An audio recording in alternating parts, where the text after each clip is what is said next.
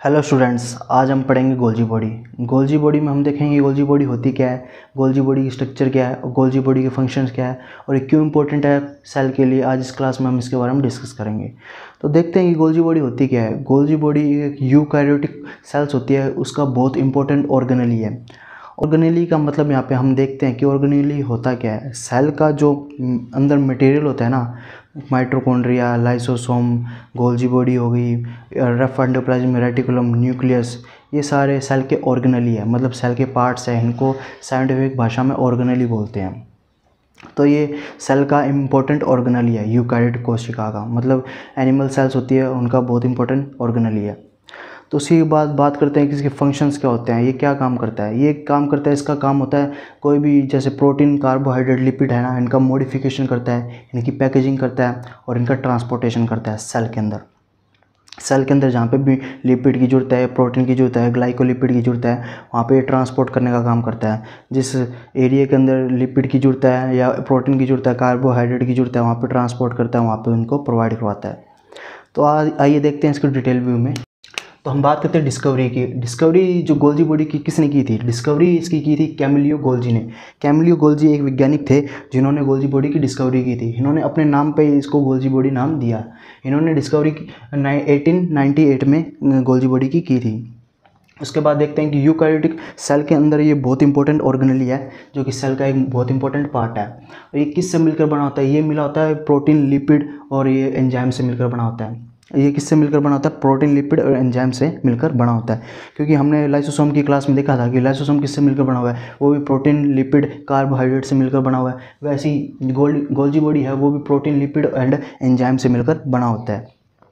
तो वहीं बात करें इसकी, जहाँ ये बॉडी के अंदर सबसे ज़्यादा तगार में कहाँ पे पाया जाता है? सबसे ज़्यादा तगार में बॉडी में यहाँ पे लीवर और पैनक्रेटिक सेल्स होती है, वहाँ पे पाया जाता है। वहाँ पे इसकी ज़्यादा जरूरत होती है, तो लीवर और पैनक्रेटिक सेल्स होती है, वहाँ पे ज़्यादा पाया जाता है।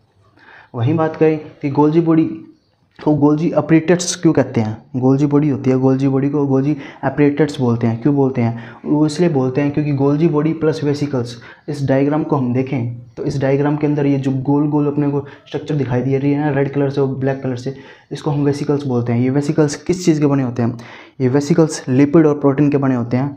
ये गोल्जी बॉडी के वेसिकल्स होते हैं, जो गोल्जी बॉडीज होती है ना, उसके आर पार दिखाई देते हैं। गोल्जी बॉडी प्लस वेसिकल्स को जोड़ के जो बनता है, जो प्रोडक्ट बनता है, उसको गोल्जी अपरेटस बोलते हैं। ठीक है।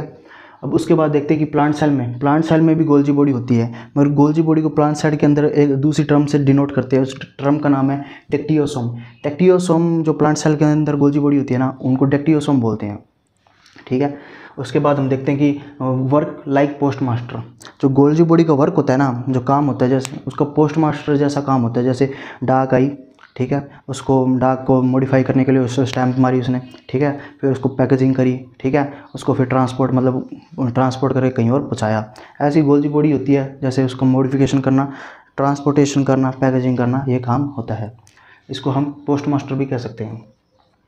लाइक वर्क होता है इसका, पोस्ट मास्टर जैसा वर्क होता है। उसके बाद देखते हैं कि गोल्जी बॉडी है ना, वो न्यूक्लियस के पास पाई जाती है।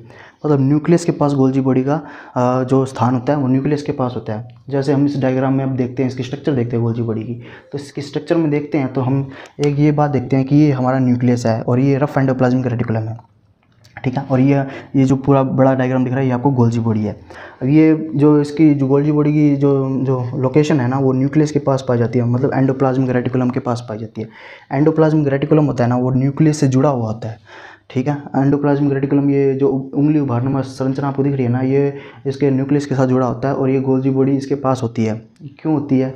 इसलिए होती है क्योंकि जब भी ये ना प्रोटीन या लिपिड जो कार्बोहाइड्रेट का फॉर्मेशन करते हैं ना, ये जो मॉलिक्यूल बनाते हैं न्यूक्लियस से, जब प्रोटीन, लिपिड, कार्बोहाइड्रेट या इनका मॉलिक्यूल बन के रफ एंडोप्लाज्मिक रेटिकुलम के पास जाता है। रफ एंडोप्लाज्मिक रेटिकुलम मॉडिफाई थोड़ा करके उसको यहाँ पे गोल्जी बॉडी के पास भेजती है।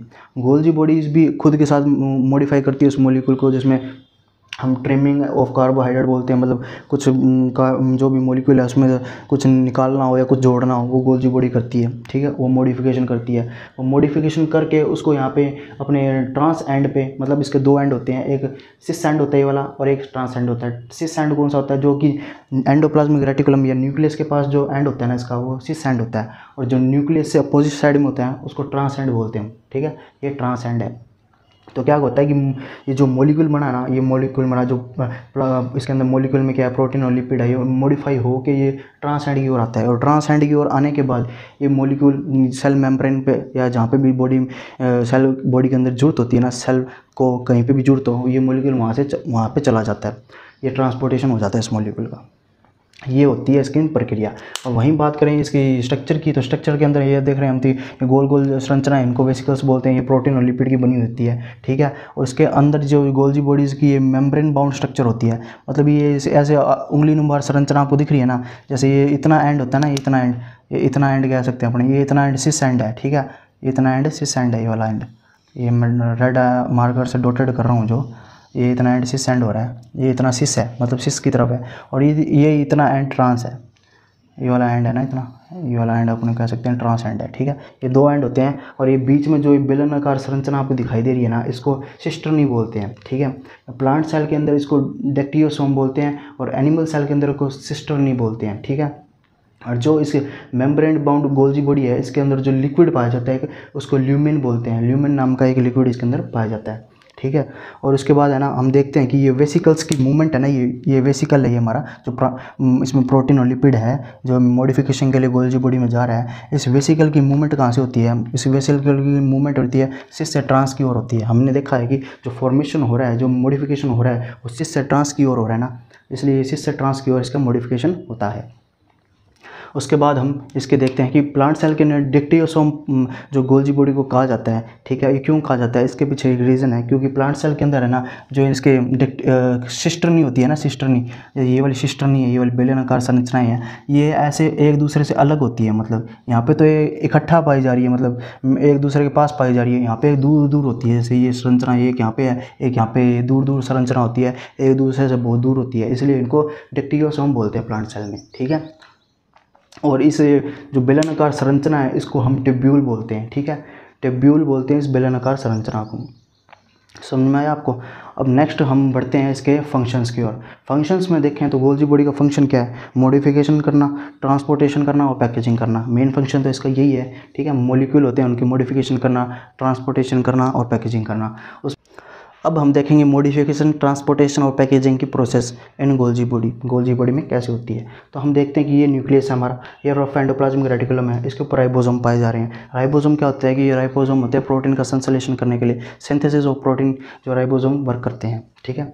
और इसके अंदर जो रफ एंडोप्लाज्मिक रेटिकुलम है, जो न्यूक्लियस के साथ जुड़ा हुआ है, इसके अंदर ल्यूमिन नामक एक पदार्थ पाया जाता है, चिपचिपा स्टिकी पदार्थ होता है। इसी के अंदर है ना फॉर्मेशन हो रहा है ग्लाइकोप्रोटीन का। ग्लाइकोप्रोटीन का कैसे हो रहा है कि ये मॉलिक्यूल है ना, हरे रंग से जो डॉटेड है, इनको प्रोटीन बोल रहे हैं, और ये जो ब्लू कलर से जो मॉलिक्यूल दिख रहे हैं आपको, इनको कार्बोहाइड्रेट बोल रहे हैं। कार्बोहाइड्रेट और प्रोटीन जब जुड़ते हैं तो ग्लाइकोप्रोटीन का निर्माण करते हैं, ठीक है। ये जा रहे हैं, इसके मॉलिक्यूल का फॉर्मेशन हुआ यहाँ से, और ये मॉलिक्यूल गोल आकार में बना यहाँ पे, ये गोल आकार में मॉलिक्यूल बन गया। अब ये मॉलिक्यूल बन तो गया, अब इसको ना गोल्जी बॉडी के पास जाना है। तो गोल्जी बॉडी के पास कैसे जाएगा ये मॉलिक्यूल? इसको कोई पाथ प्रोवाइड कैसे करवाएगा कि इसको वहाँ पे जाना है? कहीं पे भी जा सकता है, मगर इसके यहाँ पे एक प्रोटीन आ जाती है, यहाँ पे ये प्रोटीन है, इसको कोप सेकंड प्रोटीन बोलते हैं हम। कोप सेकंड प्रोटीन इसके साथ मॉलिक्यूल के साथ अटैच हो जाती है। अटैच होने के बाद ये कोप प्रोटीन है ना, इसको यहाँ पे गोल्जी बॉडी के पास ले जाती है। दो प्रकार की प्रोटीन होती है, एक तो कोप सेकंड होती है, एक कोप फर्स्ट होती है। कोप सेकंड होती है ना, वो तो गोल्जी बॉडी के पास लेके जाने का काम करती है, और कोप फर्स्ट प्रोटीन होती है ना, वो गोल्जी बॉडी से रफ एंडोप्लाज्मिक रेटिकुलम की ओर लेके जाने का काम करती है। तो यहाँ पे कौन सी प्रोटीन काम करेगी? इसने फॉर्मेशन कर दिया ग्लाइकोप्रोटीन का, ठीक है। ग्लाइकोप्रोटीन का फॉर्मेशन कर दिया, तो यहाँ पे गोल्जी बॉडी के पास जाना है हमें, तो कोप सेकंड प्रोटीन आएगी, ये इसको अटैच हो जाएगी इस मॉलिक्यूल के साथ, और ये इसको गोल्जी बॉडी के पास लेके जाएगी, ठीक है। ये गोल्जी बॉडी के पास इस मॉलिक्यूल को लेके जाएगी। इसमें क्या होगा? सिंथेसिस वगैरह मॉडिफिकेशन होगा, इसके अंदर चला गया। तो इसके अंदर जाने के बाद में मॉडिफिकेशन हुआ, ये मॉलिक्यूल मॉडिफिकेशन होके इसका नाम क्या हो गया? ग्लाइकोप्रोटीन। इसका नाम क्या हो गया? ग्लाइकोप्रोटीन का मॉडिफिकेशन हो गया, ये मॉलिक्यूल बन चुका है, ठीक है, मॉडिफाई हो चुका है। अब क्या करता है ये मॉडिफाई में? क्या क्या होते हैं मॉडिफाई में?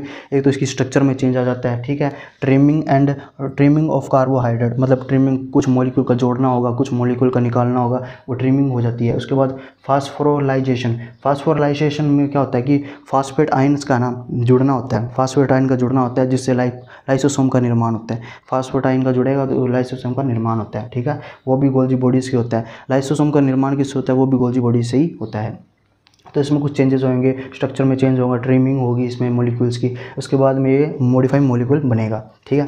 ये मॉडिफाइड मॉलिक्यूल बन गया, ग्लाइकोप्रोटीन बन गया। इसका काम क्या, या तो ये सेल मेम्ब्रेन के पास जाएगा, सेल मेम्ब्रेन को यहाँ पे जरूरत होगी तो वहाँ पे सेल मेम्ब्रेन के पास चला जाएगा, ठीक है। यहाँ पे एक्सट्रीशन मतलब जहाँ पे सेल से बाहर किसी चीज़ में ग्लाइकोप्रोटीन की जरूरत है तो वो सेल से बाहर with the help of their cell membrane से होके सेल से बाहर जाएगा, किसी और सेल को जरूरत हो तो वहाँ पे चला जाएगा। ये ऐसे लाइसोसोम के फॉर्मेशन में काम करना हो तो लाइसोसोम के पास चला जाएगा, उसका फॉर्मेशन करेगा। और ऐसी ग्लाइकोलिपिड जो सेल मेम्ब्रेन है उसके पास जाके ग्लाइकोलिपिड की जैसे जो कंसंट्रेशन है उसको बढ़ाएगा। ये काम इसका मॉलिक्यूल का हो जाएगा वहाँ पे।